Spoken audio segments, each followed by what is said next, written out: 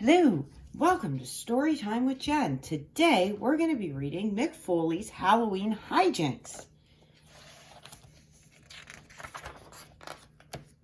with illustrations by Jill Thompson.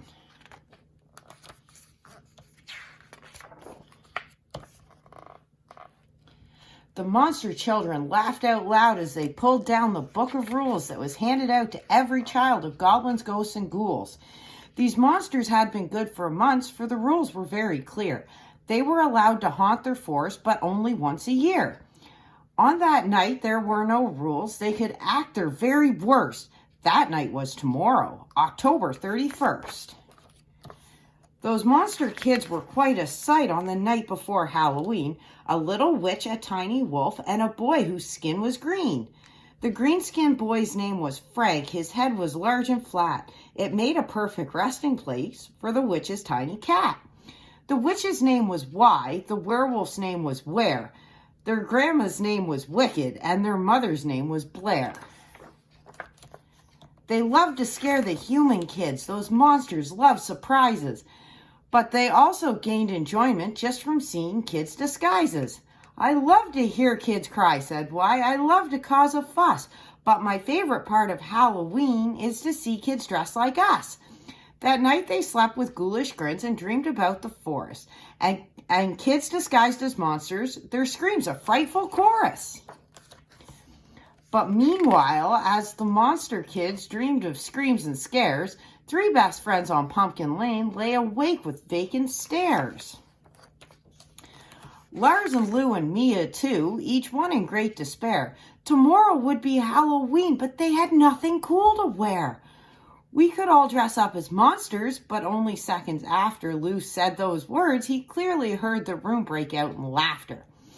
Lars shook his head in disbelief and said, "Monsters are so boring. Each time I see a wolf or witch, I can't keep from snoring." Just when hope was running low and their cause looked like a lost one, Lou looked at his wall and saw a poster of Steve Austin.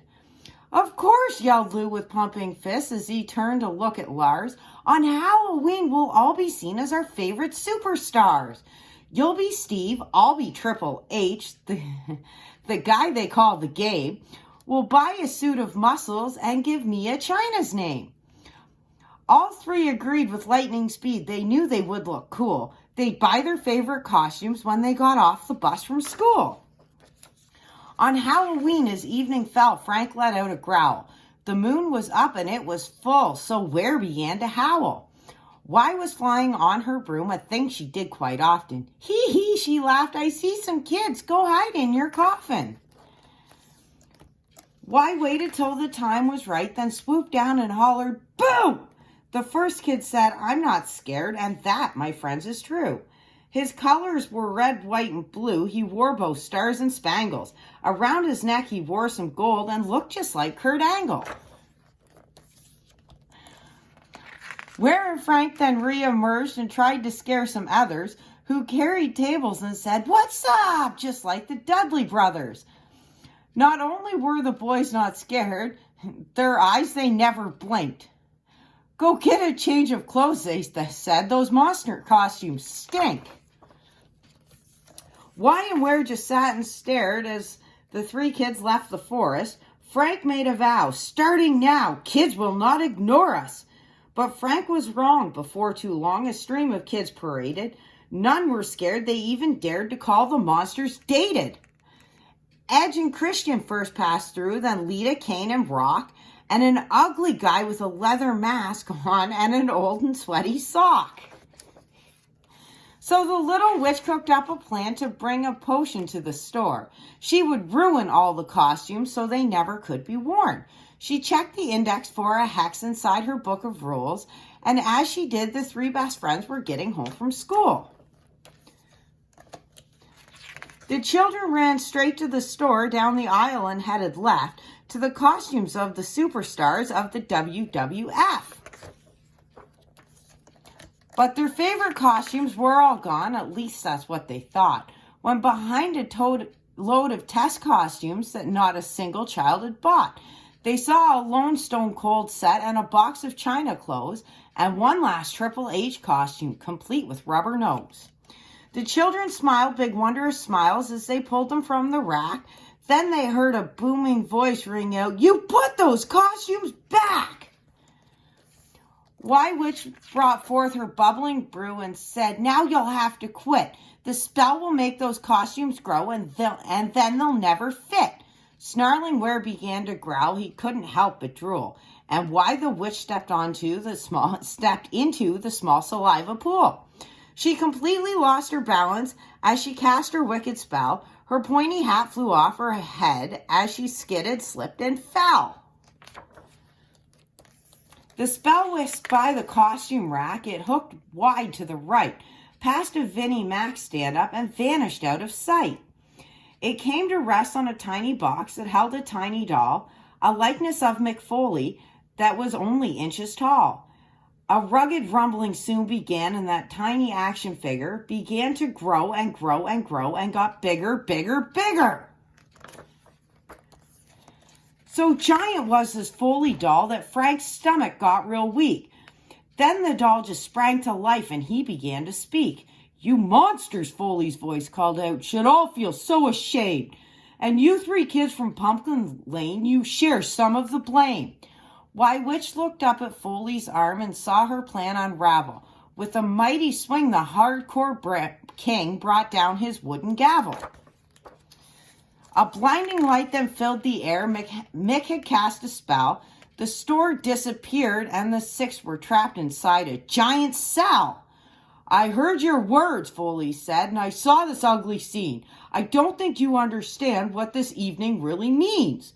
When you learn what this night means, you all will be set free." Then before he vanished, he said, "The truth will be your key." With spirits sinking, they started thinking, and an hour turned into 2. What was the reason for Halloween season? No one had a clue.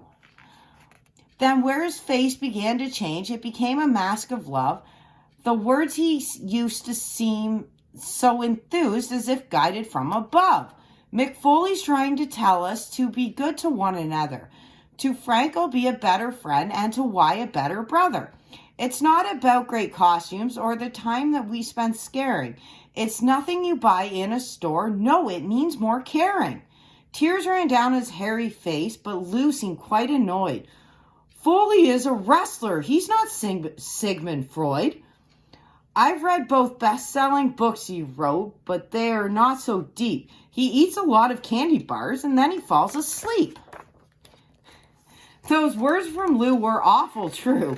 There was nothing left to know, for besides his love of candy and making fun of poor Al Snow, Mick Foley was a simple man, and they all correctly guessed Halloween meant tricks or treats and all the candy they could ingest.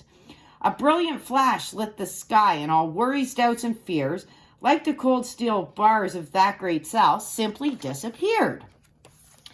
They found themselves inside the store, and Lou turned quickly to Mia. "I think I've learned my lesson, and I have a great idea. I really think the three of us, you and me and Lars, should trick or treat as monsters instead of superstars." The little witch burst out in giggles. Frank and Ware both cracked a smile. They asked the kids from Pumpkin Lane to trade outfits for a while. The costumes flew high through the air as the kids and monsters switched. Why wore a suit of china muscles? Mia was a witch. Flat-headed Frank handed Lou his bolts and his monster clothes in exchange for Lou's blonde hair, hunter wig, and enormous rubber nose. A leather vest and stone-cold wig were handed next to Ware. Sadly, Larson then realized that the wolf couldn't trade his hair. For a moment, Halloween seemed doomed, but Lars smiled and yelled, "Let's go! I'll try acting really dumb so I'll look just like Al Snow." The candy quest began right then, a love for trick-or-treating. The six friends walked for many miles collecting sweets they would be eating. Their goodie bags began to sag and nearly ripped from all the weight, until they thought their lower back discs just might herniate. The kids returned to Pumpkin Lane and ate till they felt sick. They enjoyed that special feeling. Thank goodness for old Mick. Then all 6 kids fell fast asleep as the month turned to November. Halloween was done, and it was one they'd all remember. The end. That's it for today's episode of Storytime with Jen. Don't forget to like and subscribe. We will see you tomorrow.